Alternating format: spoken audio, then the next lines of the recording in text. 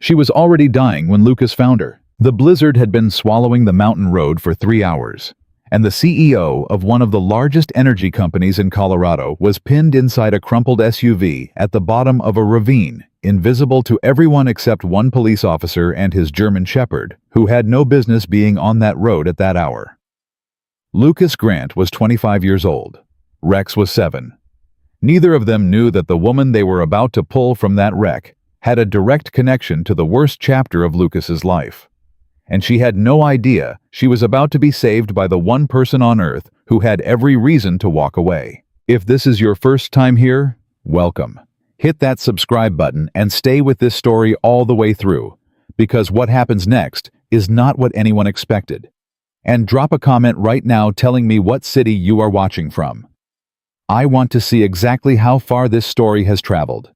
The dispatch call came in at 11:47 at night, and it was not about the crash. It was about a downed power line 2 miles east of the Ridgecrest Junction, reported by a passing trucker who had the sense to call it in before the storm made the road impassable. Officer Lucas Grant took the call because he was the only unit still running the upper mountain route. His navy blue uniform was already damp at the collar from the earlier part of his shift, his radio clipped to his chest, his service belt weighted with everything county protocol required for a night patrol. Protocol said to radio the energy company's emergency response line and keep moving. Lucas radioed them. Nobody answered. He kept moving anyway. Rex rode in the back of the cruiser, the way he always did on mountain nights, settled low in the cargo space, his tan and black coat catching the blue glow of the dashboard lights. Lucas had worked with Rex for almost 2 years. Long enough to know that when the German Shepherd went completely still, instead of restless, something was already wrong before Lucas could name it. Rex went still about a quarter mile past the junction. Lucas felt it in the silence more than anything. The dog's breathing changed. His head came up. His ears rotated forward with the kind of precision that no instrument in the cruiser could match. Rex had caught something underneath the wind, a scent or a sound that human senses would never reach in time. Lucas slowed the cruiser to a stop. What is it? Rex. What do you hear? The dog pressed his nose against the side window. His breath fogged the glass in a single long exhale. Lucas cut the overhead lights to kill the glare off the snow, leaned forward, and looked hard at the shoulder. The headlights were still on and angled low. That was the only reason he saw it. A thin, dark line in the snowbank. Too straight to be natural. Too clean to be old. He was out of the cruiser in 4 seconds. The guardrail had been sheared clean off at the post. Recent. The snow where it buckled still showed tire marks, the tread pattern half buried but readable, pressed down at an angle that said speed and no control. Something had gone through there fast and not long ago. Lucas hit his radio. Dispatch, this is Unit 7. I've got a possible vehicle over the embankment on Ridgecrest North, requesting backup and medical response. Static. A broken voice. Unit 7, you're breaking up. Say again your location. Ridgecrest North, just past the junction. Vehicle over the guardrail. I'm going down to check. The radio went quiet. He grabbed his flashlight. His emergency kit clipped Rex onto his working harness, and they went over the edge together. The drop was steeper than it looked from the road. Lucas half slid, half climbed through packed snow and frozen brush, one hand gripping Rex's harness to keep them both from going over. Rex moved with the kind of focused urgency that was controlled, not panicked. Lucas had learned early on that Rex's panic was a language. When the dog was frantic, they were too late. When the dog moved like this, they still had time. They still had time. The SUV was dark-colored, high-end, the kind of vehicle that cost more than Lucas made in 2 years. It had rolled part way and come to rest against a tree line at the base of the slope, the driver's side crushed inward, the front buried in a drift, steam rising from somewhere under the hood. The windshield was fractured but holding. Lucas pressed his face to the driver's window. A woman was inside. She was slumped against the doorhead, tilted in a way that made his stomach drop, but her chest was moving. Short, shallow movements, but real. Her coat was dark wool, tailored, not something designed for a Colorado mountain winter. Her left leg disappeared under the collapsed door panel. A line of dried blood ran from somewhere above her hairline down to her jaw. Lucas grabbed the door handle, jammed.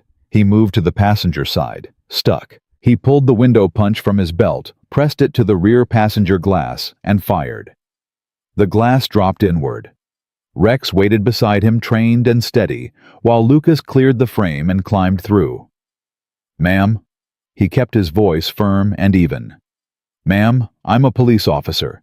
Can you hear me?" Her eyelids moved, but did not open. "You are alive, and I am going to get you out of here. I need you to stay with me." He assessed the leg first. The door panel had her pinned at the shin, not the femur. Painful, possibly fractured, but not the immediate emergency. The cold was. The temperature inside the cab had dropped far enough that his breath was visible. The cracked window on her side had been feeding the outside air in for however long she had been down here, and her core was losing ground every minute. He wedged his pry bar between the panel and the door frame and worked it slow, steady back and forth until the metal gave with a groan. She made a sound when her leg came free. A sharp breath, involuntary, and her eyes opened, dark brown, struggling to focus, searching for something solid to hold on to. "Stay with me," Lucas said. "You're going to be okay." He got her out through the rear door, one arm under her shoulders, one under her knees, moving as carefully as the space allowed. Rex stationed himself outside the vehicle, watching the embankment, watching the trees, watching everything Lucas's back was turned from. Once they were clear of the SUV, Lucas tried his radio again. Nothing. The terrain had taken the signal completely. He looked up the embankment. Then he looked at the woman in his arms. Her lips were going pale at the edges. Her breathing was too fast and too shallow, and the shaking had already started, which was actually better than if it hadn't, because shaking meant her body was still fighting. But she was running out of time to fight. The nearest hospital was 40 minutes in good weather. Tonight, it was a road that had not been plowed in 3 hours, in near-zero visibility, in temperatures that were still falling. Even if he made it to the main road, the drive itself could finish what the crash had started. Lucas ran the numbers the way you run them when every answer is hard, and one is slightly less hard than the rest. His father had mentioned the old county emergency shelter off the service road above Ridgecrest. Volunteer-maintained off the standard map, the kind of thing that existed because a small group of people believed that remote communities were worth protecting even when no one was watching. Lucas had never needed it before tonight. "Rex." One word. The dog came to his side immediately. "We're going up and then east. Find shelter. Go." Rex lifted his nose into the wind and started moving. Lucas followed, carrying the woman leaning into the storm with everything he had. The climb took 12 minutes. It felt like it lasted much longer than that. His arms started burning before the 3rd minute. His boots broke through the snow crust twice, and he went to one knee both times, catching himself hard, keeping her head from hitting the ground. She made sounds during the climb. Not words. Low, unformed sounds that told him she was still somewhere inside herself, still present, still holding on to something. He kept talking to her the whole way up. "Almost there? I've got you. Rex is leading us in. You're doing good." He did not know if she could hear him. He talked anyway. Rex stopped ahead of them, turned and sat down in the snow. That was his signal. Located. The shelter was a single-room structure with a storage addition unlocked the way volunteer shelters always were. Lucas got her inside and onto the cot in the back room. He found blankets in the storage chest, a kerosene heater with enough fuel left to matter, and a basic medical kit with bandages and a Mylar emergency wrap. He got the wrap around her in the first 2 minutes. He splinted her leg with what he had. He stopped the bleeding at her temple with direct pressure and a field dressing holding it firm until the bleeding slowed. Then he sat back and looked at her. Her color was returning slowly, in the way that meant the heater was working. Rex had settled himself on the floor beside the cot with his head near her hand, his amber eyes open and alert in the way that meant he had no plans to move. Lucas tried the radio again. He got a partial signal, enough to relay a rough location before it broke up. He did not know if dispatch received it cleanly. He had to work on the assumption that they had, and that help was coming when the roads allowed.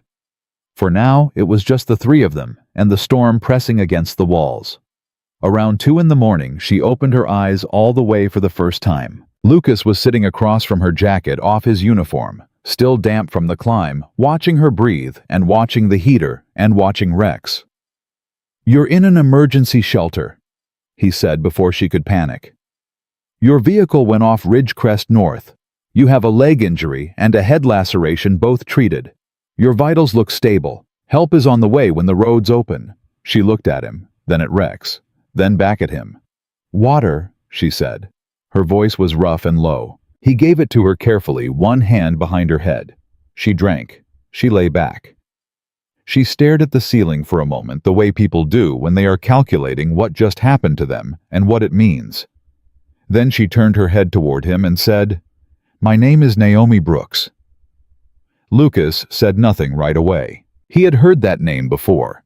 Not from a television report, not from a highway billboard, not from the kind of press coverage that followed executives like her through the business news cycle. He had heard it from his father who had spent 12 years doing field inspections for a county utilities contractor while volunteering for mountain search and rescue on his own time. His father who had filed written complaints 3 separate times about maintenance classifications on routes above Ridgecrest that he believed understated the actual risk to field workers and residents. His father who had received a formal response from the energy company's regional compliance office, stating that his concerns had been reviewed, assessed, and determined to fall outside their defined operational risk parameters. That response had been signed by the company's Director of Infrastructure Operations, Naomi Brooks. Lucas looked at the woman on the cot.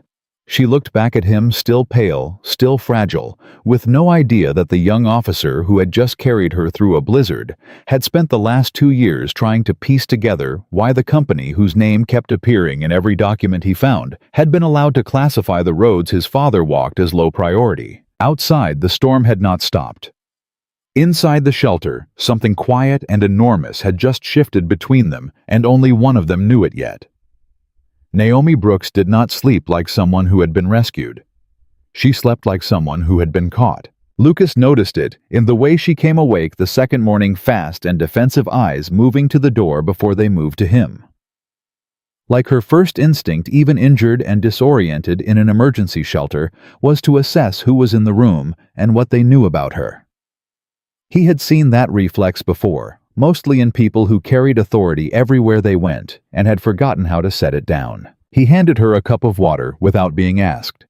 She took it without saying thank you, then caught herself and said it quietly. And he could tell the lapse bothered her more than it should have. "Roads are still closed," he said. "Sheriff's office got my partial transmission last night. They know we're here. But it'll be another day at minimum before anyone gets up to us." She processed that without visible panic, which he credited her for. "My assistant will have already reported me missing. The company will have their legal team involved by now." "Probably," he said. "I need to charge my phone." "I know. I've got a portable bank. It's slow, but it'll work." He handed it to her. "You've got about 40% by now." She looked at the power bank in her hand, then at him. She was trying to figure him out and not being subtle about it. "How old are you?" 25. She blinked, just once, but he caught it. "You carried me up a mountain in a blizzard at 25 years old." "Rex helped," Lucas said and went to check the heater. Rex was watching Naomi from his position near the cot. Amber eyes, steady tail, perfectly still. He did that with people he was still deciding about, that patient, unblinking attention that made some people uncomfortable and others inexplicably relieved. Naomi was in the first category. She looked at the dog the way people look at something they do not know how to read. "Does he need water?" she asked. "Already gave him some." "Is he always that still?" "Only when he's paying attention," Lucas said, "which is most of the time." She almost smiled. It didn't quite make it all the way, but it was close. The morning passed in the practical rhythms of survival. Lucas reheated water on the camp stove for instant oatmeal he found in the emergency kit. Naomi ate without complaining, which told him she was either pragmatic or had been in enough difficult situations to know that complaining about food was a waste of energy she did not have. He rechecked her leg. The swelling had not worsened. Her color was better. The cut at her temple had closed cleanly. She was going to be fine physically, and they both knew it, which meant the silence between them was no longer about survival. It was about everything else. "You grew up around here?" she asked, not looking at him. "About 40 minutes south. My father worked these routes most of his life. Field technician for a utilities contractor. Volunteer search and rescue on the side." Lucas kept his voice flat and even the way he kept it when he was deciding how much to say. He knew every road up here, every grade, every ice pattern, which routes cut off first in a hard freeze. Naomi was quiet for a moment. "That's rare knowledge. Most infrastructure assessment is done remotely now. Satellite data sensor networks. Sensors don't know that the junction at Miller Creek looks passable on a thermal scan, but runs a sheet of black ice for 60 feet in February because of the way the drainage sits. My father knew that. He wrote it down." Lucas set down his cup. He sent it to 3 different agencies. Nobody updated the maps. She looked at him then. Really looked at him the way she had not yet. "When did he pass?" 2 years ago, January. He let the weight of that sit. Storm came in faster than forecast. He was out checking a service route that had been classified as low exposure. By the time anyone realized the access road was impassable, he had already been out there too long. Naomi held very still. "I'm sorry." "I know," he said, and he meant it, and he also meant that he was not yet finished deciding what her sympathy was worth to him. She opened her laptop around noon when the battery had charged enough to run. He did not look over her shoulder. He gave her the space of the room and busied himself checking the shelter's supply inventory and updating a manual log he found on the shelf, the same kind his father had kept handwritten columns tracking weather status occupants. He wrote their names in it, the date, the storm designation. He did not know why it felt important, but it did. Rex got up and walked to Naomi's side of the room without prompting. He did not ask for attention. He simply sat down beside her chair and existed there warm and present, which was sometimes the only form of comfort that worked. She reached down without looking away from her screen and rested her hand on his back. Rex accepted it without moving. The gesture was so automatic that Lucas suspected she had not even realized she did it. 20 minutes later, she stopped typing. The change in her breathing was the first thing he noticed. Then the stillness. The kind that is not calm, but the opposite of it. The stillness of a person whose mind has just encountered something it is struggling to process. Lucas. Something in the way she said his name made him set down the inventory log. She was looking at her screen. She did not turn the laptop toward him, not yet. "When you talked about your father's reports, the routes he flagged, the complaints he filed."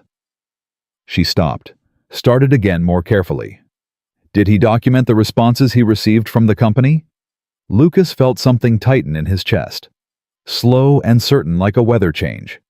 He kept copies of everything. "I have them at home." "Did any of the responses reference a maintenance deferral program? Specifically a cost control classification system that designated certain remote routes as limited exposure zones?" The tightening became specific, became a shape. "Yes," he said. That exact language. The last formal response he got used those exact words. Naomi turned the laptop toward him. The document on her screen was a maintenance deferral approval from several years earlier. Technical language budget justifications, risk assessment matrices. The kind of document that was designed to be unreadable to anyone who did not already know what they were looking for. Lucas's eyes moved down the page.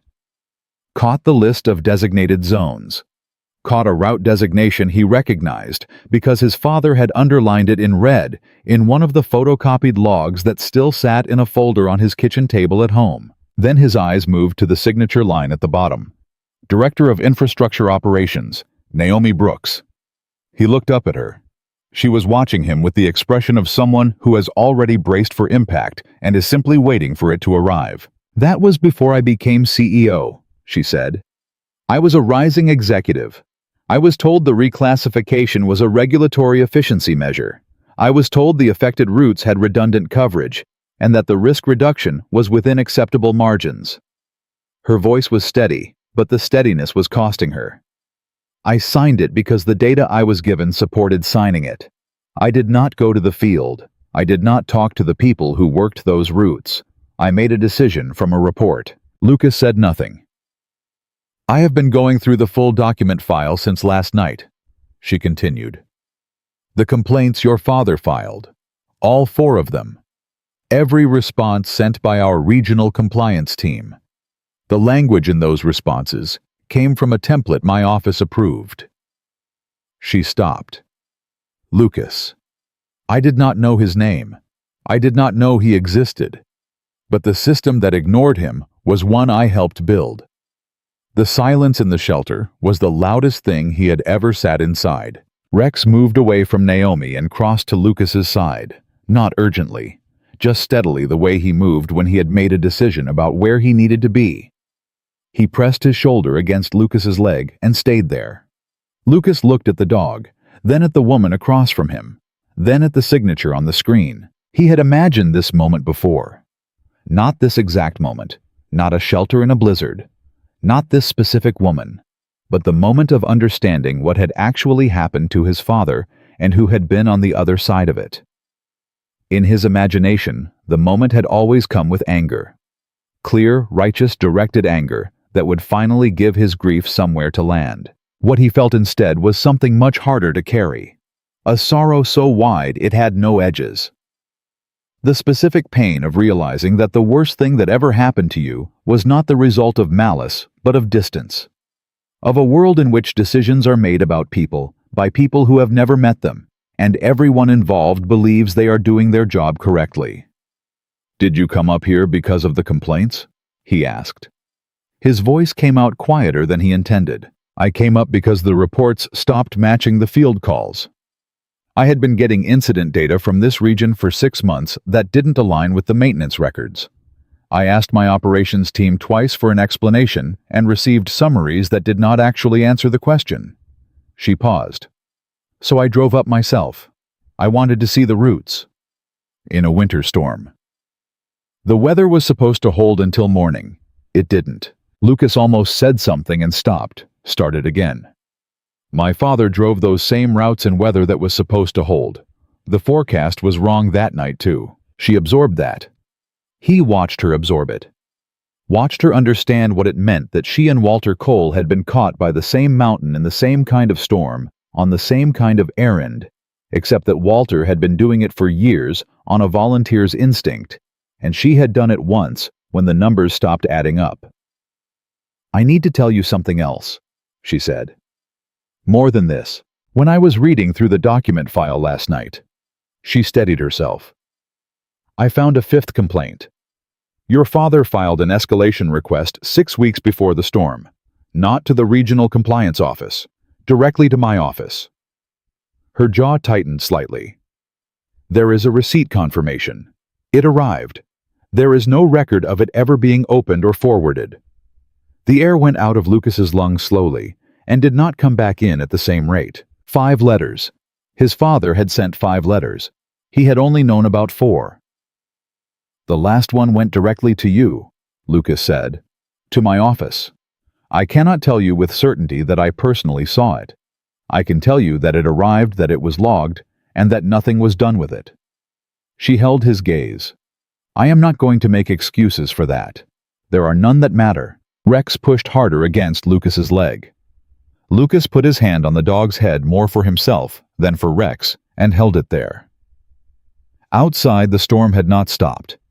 It pressed against the walls with the same indifferent force it had pressed with all night, unmoved by what was happening inside. The mountain did not care about documents or signatures or compliance templates or the distance between a decision and its consequences. It only cared about weight and temperature and time. Lucas had carried Naomi Brooks through that storm because she was a human being who needed help, and he was not the kind of person who could see that and walk away. He had made that choice before he knew her name, before he knew anything about her except that she was alive and running out of time. He could not unmake that choice now. He did not want to. But he needed a moment to sit with the full weight of where it had brought him, the two of them in a shelter his father had helped stock, looking at a signature that connected her past to the worst night of Lucas's life, and neither of them able to pretend the connection wasn't real. "What are you going to do with what you found?" he asked finally. She did not hesitate. "I'm going to make it right, whatever that costs me." She said it like someone who had already done the calculation and arrived at the answer before she was ready to say it out loud. "I wanted you to know first, before the roads open, before anyone else is in the room." She paused. "You deserve to know first." Lucas looked at her for a long time, long enough for Rex to lift his head and look at both of them in turn, as if measuring the temperature of what had just changed between them. "Okay," Lucas said at last. It was a small word for what he meant by it, but it was the truest one he had. Naomi had not slept. Not really. She had closed her eyes a few times during the second night, but sleep requires a quiet mind, and hers had not been quiet since she opened that document. She knew what she had to do. She had known it since the moment she read her own name on that approval memo, and felt something inside her chest go cold and permanent. The problem was not the knowing. The problem was that sitting across the shelter from her was a 25-year-old police officer who had carried her through a blizzard, splinted her leg, kept her alive through the worst night of her life, and never once asked for anything in return. And she was about to tell him that a decision she made years ago had helped create the conditions that killed his father. There was no good way to say it. She had spent half the night trying to find one. Lucas was awake when the gray light came through the frosted window. He had the radio in his hand and was listening to the static the way a person listens when they already know the answer is not coming, but they cannot stop trying. Rex lay beside him, calm and still, watching Naomi from across the room with those amber eyes that seemed to register too much for an animal. "Roads are still closed," Lucas said without looking up. "Sheriff's office knows our location. They'll come when they can move." "Lucas." Her voice came out steadier than she expected. "I need to tell you something." He set the radio down. He turned and looked at her the way he had looked at the guardrail on the mountain, like someone who already sensed what was coming, but needed the confirmation anyway. She told him everything. She did not use legal language.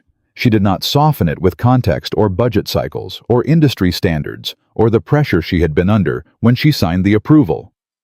She just told him what the document said, what her signature meant, and what she believed it had contributed to. She told him about the maintenance deferral, about the reclassification, about the language that turned real risk into numbers on a chart and real people into acceptable exposure levels. She told him she had not known Walter Cole. She told him she had not sent him into the storm. She told him that none of that changed what her decision had helped make possible. Then she stopped talking and let the silence hold. Lucas did not move for a long time. His jaw was set. His hands were flat on his knees. Rex got up quietly and crossed the floor and placed himself between them, not pressing against either, just present, just there, as if the dog understood that the space between two people in that moment needed something breathing inside it. When Lucas finally spoke, his voice was low and controlled in the way that meant the control was costing him something. "I found his final voicemail 3 days after he died." He was not looking at her. He was looking at a fixed point somewhere past her shoulder. "He called me that night. I was on shift. I missed it. By the time I heard it, he had already been out there for 6 hours in conditions that nobody had flagged as dangerous because the route had been classified as limited exposure. The voicemail was 40 seconds long. He said the wind was picking up faster than the forecast and that the access line on the ridge had not been checked in 14 months. He stopped. Then he said, he did not sound scared. He sounded frustrated, like he was describing something that should have already been fixed. Naomi did not look away from him. "He was right," she said quietly. "It should have been." Lucas stood up. He walked to the far wall and stood there with his back to her, one hand pressed flat against the wood, head down. Rex stayed where he was, watching both of them. Naomi waited. She did not try to fill the silence.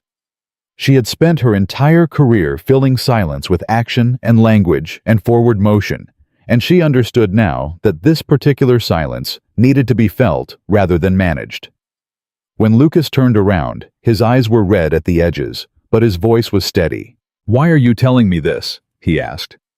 "You could have said nothing. I didn't know what you knew. I didn't know what you found on your laptop. You could have walked out of here and buried it the same way it was buried before." "Yes," she said. "I could have." "So why didn't you?" She looked at Rex, then back at him. "Because you carried me up a mountain in a blizzard, and you didn't ask me who I was first. You just knew I was a person who needed help, and you gave it. I can't receive that kind of decency, and then hand you a lie." Lucas was quiet for another moment. Then he said something she had not anticipated. Something that hit her harder than anger would have. "My father called that company's regional office 4 times in the last year of his life," he said. 4 times, every time someone told him the assessment had been reviewed and the classification stood. The last time he called, the person he spoke to told him that his concerns, quote, fell outside the defined operational risk parameters, and that the company had full confidence in its current field protocols. He let that land. He read me that letter out loud. He said he did not understand how a company that large could look at a mountain and see a parameter instead of a place where people live. Naomi felt the words go into her like something physical. She knew that letter. She had not written it personally, but the language was hers. It came from a template her compliance office used for exactly those kinds of field complaints. She had approved the template. She had reviewed its language and found it sufficient. "I know," she said. "I know what that letter sounded like to him, and I know it was wrong." Lucas crossed back to the center of the room. He sat down. He looked at her with the kind of exhausted clarity that comes after the biggest moment has passed, and what remains is everything that has to happen next. "What are you going to do?" he asked. "I'm going to reopen it. All of it. The classification records, the maintenance logs, the complaint history, the response letters. I'm going to commission an independent field review of every route in the system that carries that same designation, and I'm going to make it public." Lucas studied her face. "Your board will not allow that." "No," she said. "They won't. Your legal team will fight you every step." "They will. You could lose everything. Your position, your reputation, everything you've built." She met his eyes. "Your father lost more than that for less." The silence that followed was different from the one before, less like pressure and more like recognition. Rex settled down between them with a slow exhale and rested his chin on his paws. Lucas said, after a long moment, "If you do this, you're going to need people who know this terrain, people who know which routes were actually being walked, which ones were flagged and ignored, which communities were invisible in the data." "I know," she said. "That's not something you can find in a report." "No, it isn't." He looked at the dog. Then he looked back at her. "I'm not forgiving the company. I want you to understand that clearly. I'm not asking you to. And I'm not saying we're square. My father is still gone. That doesn't change." "It doesn't. But if what you're saying is real, if you actually go through with it..." He stopped, started again. Then maybe what he was trying to tell them doesn't die with him. The roads opened mid-morning. They heard the sound of a heavy vehicle before they saw the lights, and Lucas was on his feet and at the door before Rex had finished standing. Sheriff Donna Pierce came through with 2 deputies and an emergency medical technician, her expression cycling through relief and assessment, and the particular kind of professional composure that mountain law enforcement develops from years of arriving too late and sometimes just in time. "Good Lord, Lucas," she said. "You had us worried. We're okay." He stepped aside so the EMT could reach Naomi. "She needs a hospital evaluation. Fractured shin, possible mild concussion, hypothermia exposure. She's stable." Pierce looked at Naomi. Then she looked at Lucas with the careful attention of someone who notices things other people miss. "You two know each other." "We do now," Lucas said. He said it plainly without irony, and Pierce let it go. In the vehicle on the way down, Naomi called her assistant first, then her legal counsel, Then, after a pause long enough to feel the weight of the decision, before she made it, she called the company's head of communications. "I need you to arrange a press statement for this afternoon," she said. "Not a holding statement. A real one. I'll provide the details when I arrive." There was a pause on the other end. "Ms. Brooks, given the circumstances, the communications team recommends we wait for full legal review before any public." "I heard you," she said. "Schedule the statement." She ended the call. Lucas was watching her from the adjacent seat. Rex was between them. His warm weight pressed against both their legs in the cramped back seat of the sheriff's vehicle, indifferent to the tension that had just changed the shape of the next several months of both their lives. "They're going to come after you the second you land," Lucas said quietly. "I know. It won't just be the legal team. It'll be the board, the investors, the PR department, the contractors who benefit from the current classifications, all of them at once." "I know that too. And you're doing it anyway." She looked out the window at the white-covered mountain passing behind them, all that harsh and indifferent terrain that had tried to kill her 3 nights ago, and had instead put her in the same room as the one person whose testimony could confirm every single thing she had found in those documents. "My entire career," she said, "I made decisions about places like this from behind a desk. I measured risk in percentages and cost projections and regulatory exposure. And I was good at it. I was efficient. I told myself efficiency was the same thing as responsibility." She paused. "It isn't." Lucas said nothing, but he did not look away. Pierce's radio crackled from the front seat. A reporter from the county news outlet had already called the sheriff's department asking for confirmation that Naomi Brooks had been involved in an accident on Ridgecrest North. The story was already moving. By the time they reached the bottom of the mountain, 3 more calls had come in from regional media. By the time Naomi walked into the hospital's intake area, her company's board chair had already left 2 voicemails. Her CFO had sent a message asking her to please not speak to anyone before speaking to him first. And Ben Harlow, her operations chief, had sent a single text that read only, "Do not do anything today." She turned her phone face down on the hospital intake desk and looked up at Lucas, who was standing near the door, waiting to give his official incident report to the deputy Pierce had sent in with them. "Officer Grant," she said. He looked over. "Thank you. For all of it." She held his gaze. "I mean that for more than the mountain." Lucas looked at her for a moment. Then he gave a single nod, the kind that carries more weight than most full sentences. Rex, sitting beside him on the tile floor, watched her with those steady amber eyes and did not look away until the intake doors finally closed between them. Outside, the storm was over. The sky had come clean and cold and enormous above the mountains. But the real storm, the one that had been building inside documents and silences and missed phone calls for years, had only just begun to break open.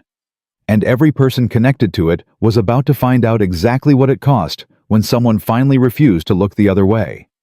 The press statement lasted 11 minutes. Naomi stood at a podium in the hospital's administrative conference room, still in borrowed clothes, because her luggage was somewhere in a ditch on Ridgecrest North.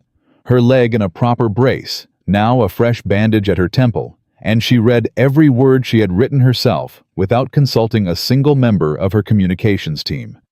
She named the classification system. She named the maintenance deferral program. She named the years during which complaints had been received and dismissed. She did not name Walter Cole, because that was Lucas's to give or withhold, not hers. But she named the routes. She named the risk designations. She said clearly that the company's current field assessment protocols were insufficient and that she was commissioning an immediate independent review. She answered 4 questions. Then she walked out.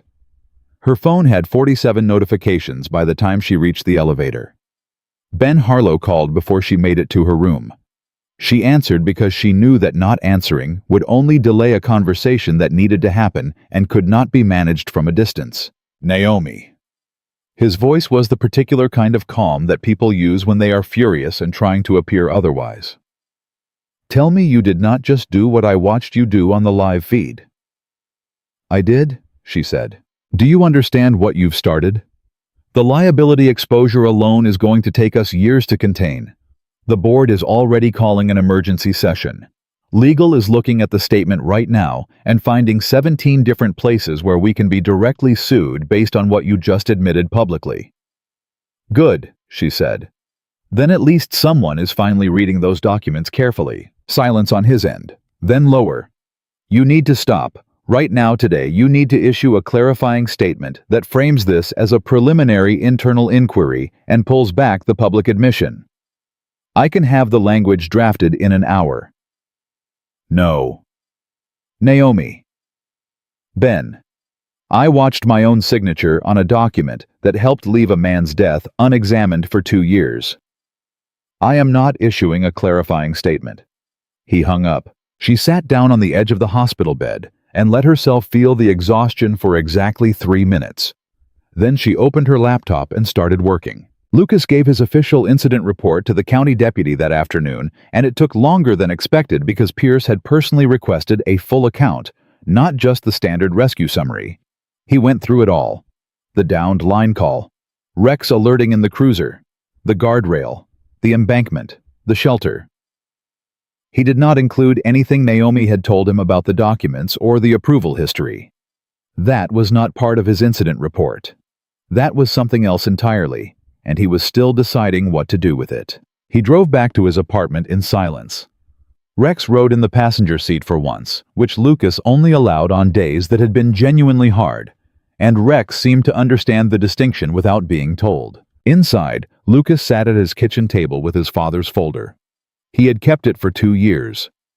Every complaint letter Walter had sent, every response the company had returned, every maintenance log Walter had personally photocopied and brought home because he believed documentation mattered even when no one was reading it. Lucas had read these documents so many times he could have reconstructed them from memory. But he spread them out again now, and this time he read them differently. This time, he read them knowing that Naomi Brooks had read the same things from the other side of the desk, and had come to the same conclusion his father had reached just 27 months too late. His phone rang. Unknown number with a Denver area code.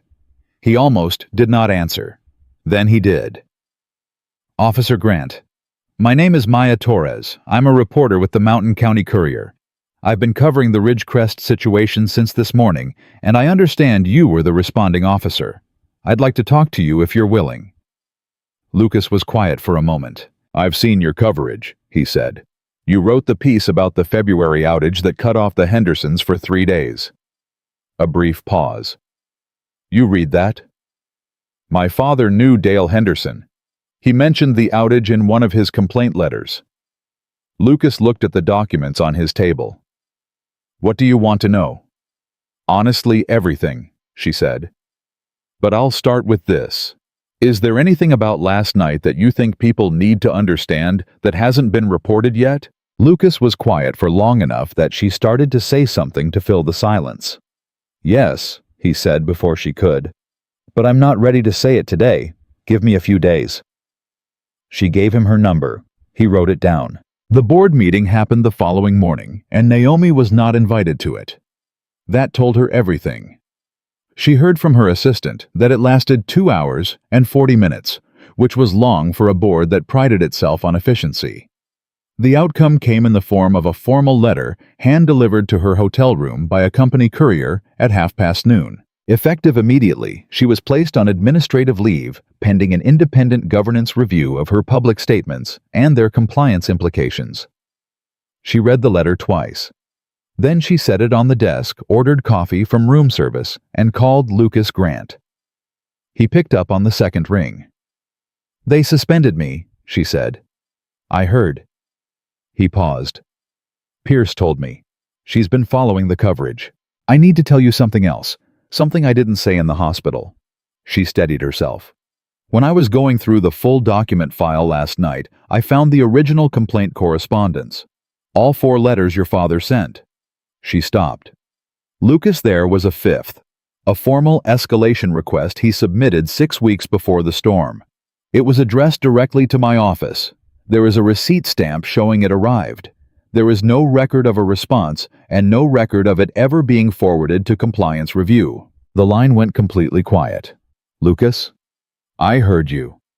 His voice was flat in the way that meant something was happening beneath it, that he was working very hard to keep contained. So it was received. Yes. And ignored. Yes. Another silence. Rex made a sound in the background, a low, quiet sound, and somehow that was the thing that broke the stillness of the moment more than anything else. "What do you need from me?" Lucas asked finally. The question surprised her. She had expected anger. She had braced for it. What she got instead was this: a 25-year-old police officer who had every reason to be done with her asking what she needed from him. "I need a field guide," she said. "Someone who knows which routes are actually dangerous versus which ones the system says are low priority. Someone who can walk the ground with the independent review team and tell them what the maps don't show. Someone the community trusts enough to talk to." That's a big ask. I know it is. I'm still a duty officer. I can't just disappear into a private investigation. I know. Weekends. Days off. Whatever you can give. She paused. "And I need the complaint letters, all 5 of them, with your permission." Lucas did not answer right away. She heard him breathing. She heard Rex shift position somewhere nearby. "My father wrote those letters because he believed someone would eventually read them and do something," Lucas said. "I used to think that was naive. I don't think that anymore." A long pause. "You can have them." The independent review team arrived from Denver 8 days later. 3 engineers, a risk assessment specialist, a community liaison, and a retired emergency services coordinator named Patricia Wen, who had worked mountain terrain for over 20 years, and who looked at the existing route classifications within 4 hours of arriving and said out loud to anyone within earshot that several of them were not just inadequate, but obviously wrong. Lucas took 2 personal days that first week. He drove the review team along 6 routes his father had flagged, explaining what each one looked like in February when the ice came up fast, what the access conditions were like when response teams needed to move quickly, and what happened to a field technician's options when a route classified as limited exposure turned out to be completely impassable. He spoke with the same careful accuracy he used for incident reports, and the engineers listened with the focused attention of people who had just seen their own industry's blind spots laid out in real terrain. Naomi joined them on the 3rd day. She arrived in a rented truck, her legs still braced, and she did not announce herself or ask for accommodations. She just showed up at the first stop on the route and started listening. The first community member who recognized her was an older woman named Carol Riggs, whose property sat adjacent to one of the flagged corridors. Carol looked at Naomi for a long moment without speaking. Then she said, "Are you actually here to fix something, or are you here to watch someone else fix it so you can put your name on it later?" Naomi did not flinch. "I don't know yet how much I can fix, but I'm here to find out what's actually broken, and I'm going to tell the truth about it regardless of what it costs me. That's the best answer I can give you right now." Carol studied her. Then she said, "My husband was out on that ridge the same night Walter Cole was. Different company, different route, same storm. He made it back." She stopped. "Walter didn't. I've thought about that difference for 2 years, and I could never figure out why one man came home and one didn't. Now I'm starting to understand it wasn't luck." Lucas was standing 10 feet away. He heard every word. He did not move. Rex was beside Carol before anyone noticed the dog had crossed the distance. He sat down at her feet and leaned slightly against her leg the way he did sometimes with people who were carrying something heavy. And Carol looked down at him, and her expression shifted into something softer and exhausted and real. "Good dog," she said quietly. "He is," Lucas said. Maya Torres showed up at the 3rd field site without warning. She had a small recorder and a camera, and the kind of professional composure that comes from years of covering stories where people are in pain and you cannot afford to add to it. She did not approach Naomi directly. She watched. She talked to Carol Riggs for 40 minutes. She talked to 2 ranch owners whose access routes appeared in Walter's 3rd complaint letter. She photographed the site markers the review team had flagged. At the end of the day, as the light was going and the temperature was dropping, she finally walked over to where Lucas was loading equipment into the truck. "I owe you an apology," she said. He looked at her. I assumed she was managing her image, that all of this was a very sophisticated version of damage control. Maya glanced toward where Naomi was still talking to Patricia Wen near the last flagged site. The two of them crouched over a route map in the cold, neither of them looking like they were performing for anyone. I was wrong. She might still lose everything she built, Lucas said. I know. Maya paused. That's what makes it real. Ben Harlow made his move on the 14th day. A packet of internal emails appeared in 3 journalists' inboxes simultaneously. The emails showed Naomi in discussions with her legal team 18 months earlier about maintaining the current classification system during a regulatory cost review period. They were real emails. They were not fabricated. But they were stripped of every surrounding message that provided context, including the follow-up thread in which Naomi had pushed back on the recommendation and asked for a supplemental field review that her operations team had subsequently delayed, then quietly canceled. The story ran the following morning under a headline that called her statements a calculated PR strategy. Lucas read it at 6 a.m. sitting at his kitchen table with his coffee going cold. He called Naomi. She answered immediately. She had been awake. "I've seen it," she said. "It's not accurate. I know. But I can't prove that without releasing the full email chain, and legal is telling me releasing internal communications without board authorization is grounds for terminating my severance agreement." She sounded tired, in a way that went past physical. Ben knows exactly what he's doing. Then we find another way. Lucas was quiet for a moment. The 5th complaint letter. The one that was received and never answered. That's not an internal communication. That was sent by a private citizen to a company. My father's letter. His words. He paused. That belongs to me, and I can do whatever I want with it. The silence on her end stretched for several seconds. Lucas, if you release that, you become part of the story. Your name, your father's name, everything. I know. People will come after you too. They'll question your objectivity, your involvement, the whole rescue. They'll try to make it look like we coordinated this. Let them try, he said. My father sent that letter 6 weeks before the storm, and it disappeared into someone's inbox and was never answered, and he died on that mountain. That's not my opinion. That's documented fact, and I am done letting it sit in a folder. Rex jumped up onto the chair beside him and pressed his head against Lucas's arm. Lucas put his hand on the dog's neck without thinking about it. Okay, Naomi said softly. Okay. The letter went to Maya Torres by noon. By evening, she had verified its authenticity through the company's own document receipt records, which were part of the public filing. The independent review team had already subpoenaed. By the following morning, the story had changed completely. Not just the Ridgecrest story, the larger one. The one about what happens when a company receives a warning from a field worker, stamps it. Received and files it away until the worker is gone, and the storm has already come and gone, and taken everything with it. Pierce called Lucas that afternoon. You know what you just started, she said. It was not a question. Yes, he said. You okay? He looked at Rex, who was watching him from across the room with that steady, unreadable attention that somehow always felt like it contained more understanding than it should have. Not yet, Lucas said honestly. But I will be. Pierce was quiet for a moment. Then she said, Your father would have done the same thing. Lucas did not answer. He did not need to, because he already knew that was true, and knowing it was the first thing in 2 years that had felt like something close to peace. The investigation took 4 months to complete.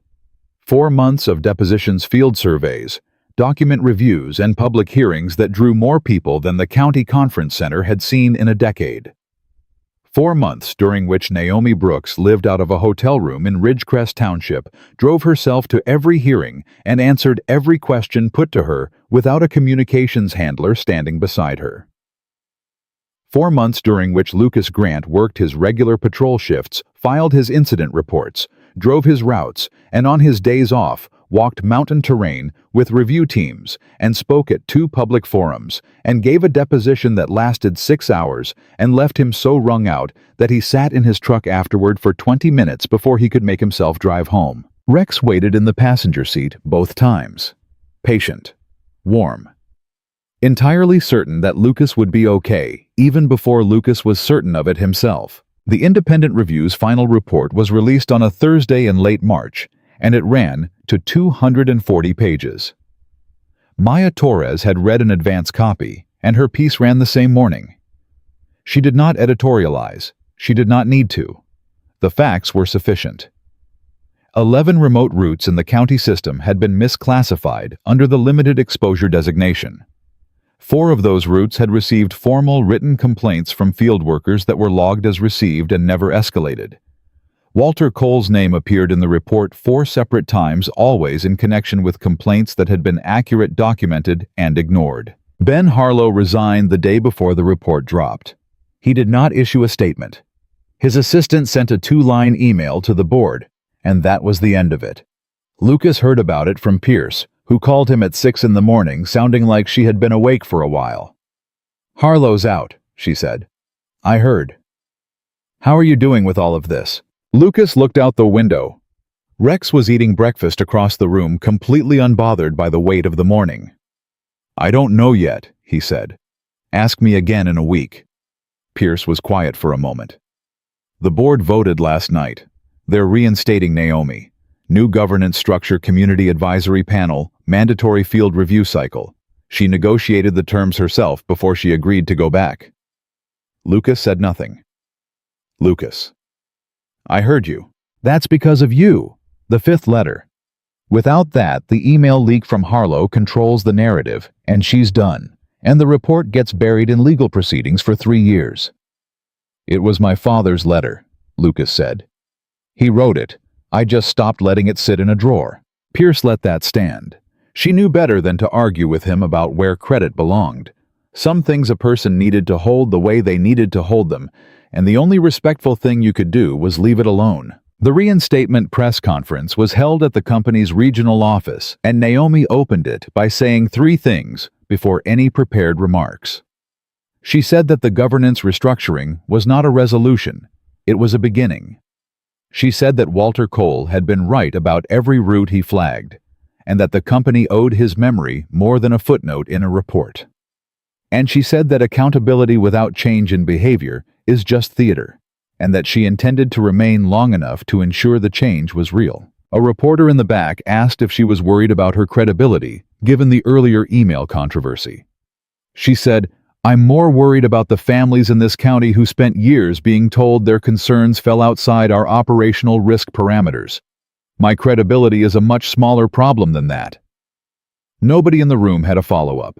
Lucas was not at the press conference. He was on patrol. He heard about it from Pierce and later watched the recording on his phone, sitting in his cruiser at the Ridgecrest Junction with the engine running, and Rex in the back, the same junction he had driven past 4 months ago on his way to a downed power line call that turned out to be the second most significant thing that happened that night. When the recording ended, he sat for a while and did not move. His radio crackled. A fender bender on the county road south. He pulled out and responded, and did not think about the press conference again until that evening when Naomi called him. "Did you watch it?" she asked. "Part of it." "I meant what I said, about your father." "I know you did." She was quiet for a moment. The Community Advisory Panel has an open field liaison position. It requires someone with emergency services experience who knows this terrain and who the local community already trusts. Pierce recommended you. A pause. "I'm recommending you." Formally. Lucas leaned back in his kitchen chair. Rex was at his feet.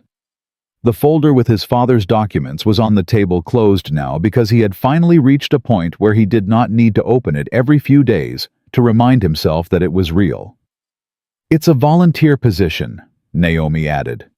"I know you have the department. I'm not asking you to give that up. I'm asking if you're willing to be part of making sure this doesn't happen to someone else's father." The question landed in the middle of him and sat there. He thought about Walter calling from the mountain and leaving a voicemail that lasted 40 seconds, and sounded frustrated, not scared. He thought about his father photocopying maintenance logs at the kitchen table on Sunday evenings because he believed someone would eventually read them. He thought about 5 complaint letters, one of them stamped received, and then swallowed whole by a system that was very good at making inconvenient things disappear. "Yes," Lucas said. "I'll do it." The Walter Cole Winter Response Station opened in October, 2 weeks before the first serious snow of the season. It was built from the old emergency shelter where Lucas had kept Naomi alive, through a blizzard expanded and properly equipped with emergency radios and medical supplies, and backup heat, and a public route map that reflected the corrected classifications. The county had contributed funding. The company had contributed more. The community had contributed labor, because Carol Riggs had made several phone calls, and Carol Riggs was not a person people said no to easily. There was no ribbon cutting, no cameras were invited. The opening was a working day, and what it looked like was a dozen people checking equipment and running radio tests and arguing productively about the best way to mark the new access points on the winter grid. Lucas arrived with Rex at 7 in the morning. Naomi arrived an hour later with Patricia Wen and 2 members of the new community advisory panel. Pierce stopped by at noon, checked the radio setup, complained that the backup generator sounded like it needed servicing, and left to arrange for someone to service it. In the afternoon, when most of the work was done, and the light was going low and cold, Naomi found Lucas outside. Rex was with him, sitting close, his breath making small clouds in the air. They stood in the quiet for a while without trying to fill it. "The logbooks are inside," Lucas said. "My father's originals. I had them scanned, and the station will use the format he developed for route tracking." He paused. It felt right. Naomi looked at him. "It is right. He would have hated the attention," Lucas said. "He really just wanted someone to fix the routes." "I know." She hesitated. "I keep thinking about what you said in the shelter. When I told you everything, and you didn't say what I expected you to say." "What did you expect?" "Anger. Blame. Honestly, I thought you might tell me to go to hell, and that I deserved whatever happened to me legally." She paused. "Instead, you said that if I knew what my decision cost, then the question was what I did next." Lucas was quiet for a moment. "My father said something like that once. When I made a call wrong early in my first year on the job, and I couldn't stop going over it. He said you can't unring a bell, but you can decide how long you stand there apologizing to it instead of moving."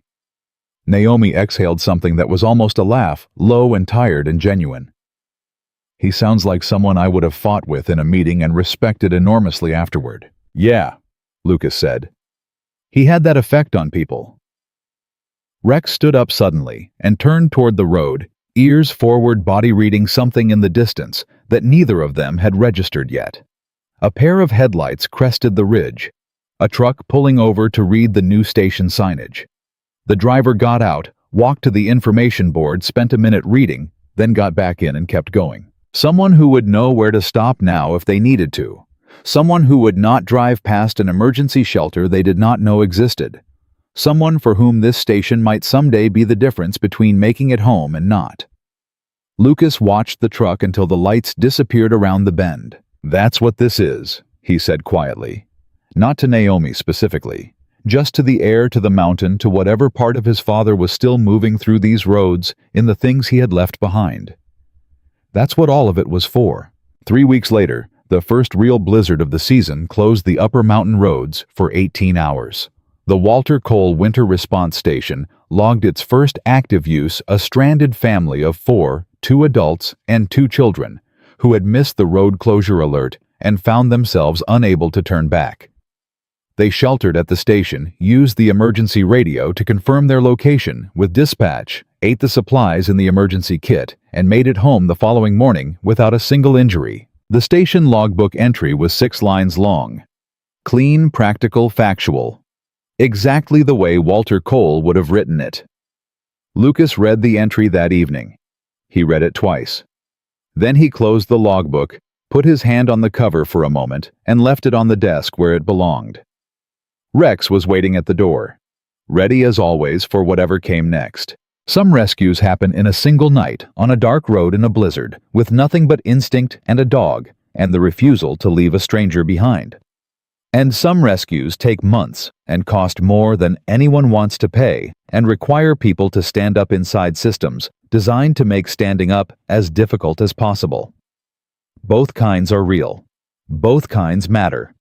And sometimes, if the right people refuse to walk away, one rescue on one mountain road in one winter storm becomes the reason an entire community is safer for every winter that follows.